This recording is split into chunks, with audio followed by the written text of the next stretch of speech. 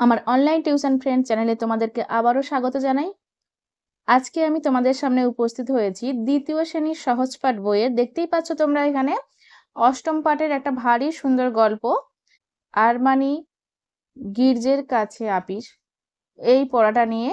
তো এই পড়াটা আমরা প্রথমে পড়ব, তারপরে এর মধ্য থেকে কি কি ধরনের প্রশ্ন আসতে পারে সেগুলো নিয়েও আলোচনা করব।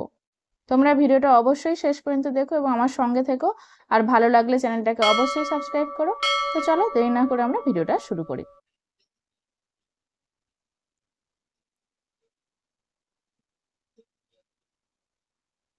আরমানি গির্জের কাছে অফিস।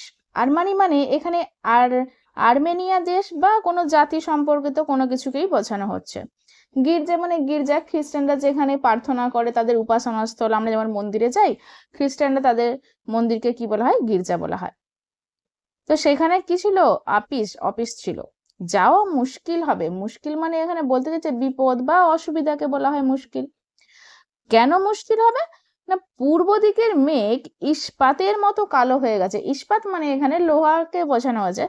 লোহা যেমন কালো, সেরকম কালো মেঘ হয়ে গেছে। বর্ষাকালে দেখা যায় না এরকম ধরনের মেঘ। পশ্চিম দিকের মেঘ কিন্তু ঘন নীল। সকালে রৌদ্র ছিল, তাই নিশ্চিন্ত ছিলাম। নিশ্চিন্ত মানে হচ্ছে কি? চিন্তাহীন অবস্থায় থাকা। দেখতে দেখতে বিস্তর মেঘ জমেছে। বিস্তর মানে অনেক অনেক বেশি বা প্রচুর মেঘ জমেছে। বাদলা বেশিক্ষণ স্থায়ী না হলেই বাঁচি। বাদলা মানে এখানে কি বলা হচ্ছে? বৃষ্টি। যদি বেশিক্ষণ না হয় তাহলেই ভালো। শরীরটা অসুস্থ আছে, মাথা ধরেছে, স্থির হয়ে থাকতে পারছি না। আপিসের ভাত এখনো হলো না। উনানের আগুনটা উস্কিয়ে দাও ঠাকুর, আমার ঝোলে যেন লঙ্কা না দেয়। এখানে দেখো, আমরা ঠাকুর মানে দেবতাকে বোঝাই। আবার এখানে ঠাকুর মানে আগে কি বলা হতো? যারা রান্না করে, আমাদের বাড়িতে রান্নার জন্য কাজ করে, ওদেরকেও কিন্তু ঠাকুর বলা হয়। তো এখানে কবি যে রান্না করতেন তাকে ঠাকুর বলা হয়েছে এখানে। যে ঠাকুর আমার ঝোলে যেন লঙ্কা না দেয়। বঙ্কিমকে আমার অঙ্কের খাতাটা আনতে বলো। দোতলা ঘরের পালঙ্কের ওপর আছে। কঙ্কা খাতা নিয়ে খেলতে গিয়ে তার পাতা ছিঁড়ে দিয়েছে। দেখো, এই পাঠে নানা ধরনের যুক্ত বর্ণের কিন্তু ব্যবহার দেখানো হয়েছে। যেমন তুমি দেখো, এই যে এখানে দেওয়া আছে আরমানি গির্জের, তারপর তুমি পূর্ব পাচ্ছ, পদঘ বয় রেপ, রেপ রেপ চিহ্ন যে আসছে। তারপরে তুমি আরো আছে দেখো, যে স্থায়ী, এখানটা অসুস্থ, বিস্তর। তো বিভিন্ন ধরনের যুক্ত বর্ণের কিন্তু এখানে ব্যবহার দেওয়া হয়েছে। তাই গল্পের ঢঙে ছোট ছোট বাক্যের সাহায্যে শব্দগুলিকে, যে এই যে যুক্ত বর্ণ, এই শব্দগুলি কিন্তু এখানে খুব সুন্দরভাবে ব্যবহার করেছে। এরপরে আমরা এর ওপর থেকে কি কি ধরনের প্রশ্ন আসতে পারে সেগুলো নিয়ে কিন্তু আলোচনা করব। দেখো, এখানে কিছু আমি শূন্যস্থান পূরণ করেছি। আরমানি ড্যাশের কাছে অফিস, এখানে করেছি গির্জের কাছে অফিস। যাওয়া ড্যাশ হবে, যাওয়া মুশকিল হবে। ড্যাশ দিকের মেঘ ড্যাশের মতো কালো, পূর্ব দিকের মেঘ ইস্পাতের মতো কালো। নেক্সট আছে দেখো, ড্যাশ দিকের মেঘ নীল, তাহলে পশ্চিম দিকের মেঘ নীল। তারপরে দেখো 5-এর দাগে আছে সকালে ড্যাশ ছিল, নিশ্চিন্ত ছিলাম। সকালে রৌদ্র ছিল, নিশ্চিন্ত ছিলাম। দেখতে দেখতে বিস্তর মেঘ জমেছে। পরে দেখো আছে ড্যাশ বেশিক্ষণ স্থায়ী না হলে বাঁচি, তাহলে বাদলা বেশিক্ষণ স্থায়ী না হলেই বাঁচি। পরেরটা দেখো, শরীরটা ড্যাশ ছিল, শরীরটা কি ছিল? শরীরটা অসুস্থ ছিল বা অসুস্থ আছে।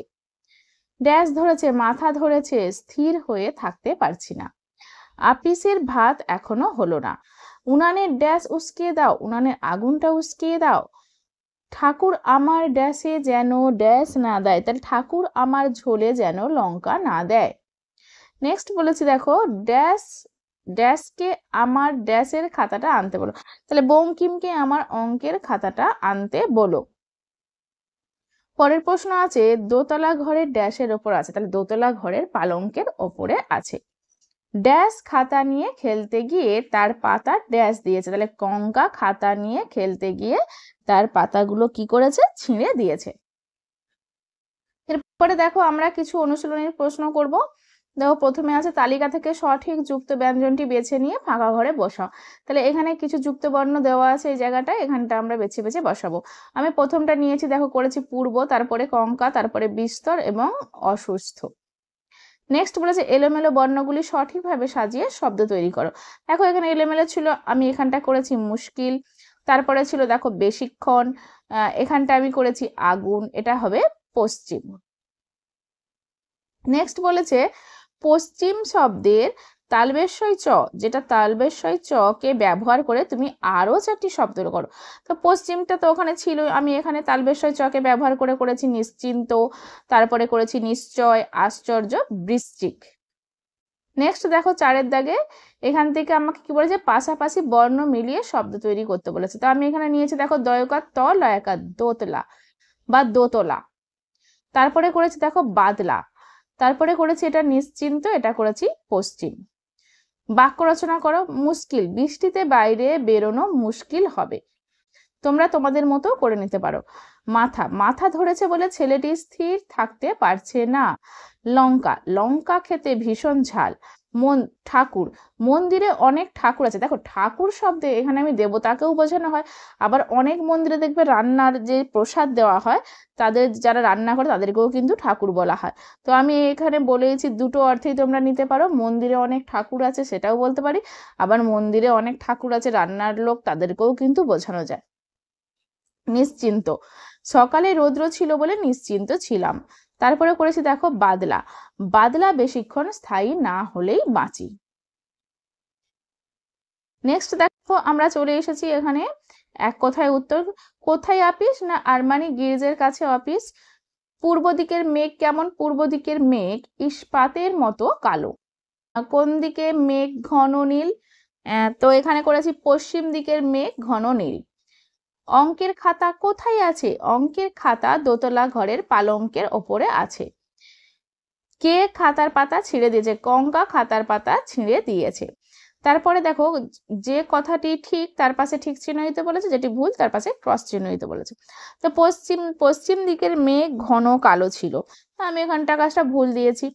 তারপরে সকালে রৌদ্র ছিল, হ্যাঁ এটা তো ঠিক হবে। তারপরে বলেছে বাদলা বেশিক্ষণ স্থায়ী হলে ভালো, কিন্তু এখানে বলেছে কি বেশিক্ষণ স্থায়ী না হলে বাঁচি, ওই জন্য আমি এখানটা কি করেছি ক্রস চিহ্ন দিয়েছি। তারপরে দেখো আছে লেখকের বাংলা খাতার পাতা ছিঁড়ে দিয়েছে, না বাংলা খাতা ছিল না, কি ছিল অঙ্কের খাতা ছিল, ওই জন্য আমি এখানটা ক্রস চিহ্ন দিয়েছি। ঠাকুর লেখকের ঝোলে যেন লঙ্কা না দেয়, হ্যাঁ এটা ঠিক করেছি। তো এখানে তোমাদের সাথে অনেক প্রশ্ন আমি শেয়ার করেছি, গল্পটাও পড়িয়েছি তোমাদেরকে, আশা করি তোমাদের অনেক উপকারেই লাগবে। তো ভিডিওটা শেষ পর্যন্ত দেখার জন্য তোমাদেরকে অনেক ধন্যবাদ। তো দেখা হচ্ছে তোমাদের সাথে পরবর্তী ভিডিওতে। তোমরা সবাই খুব ভালো থেকো।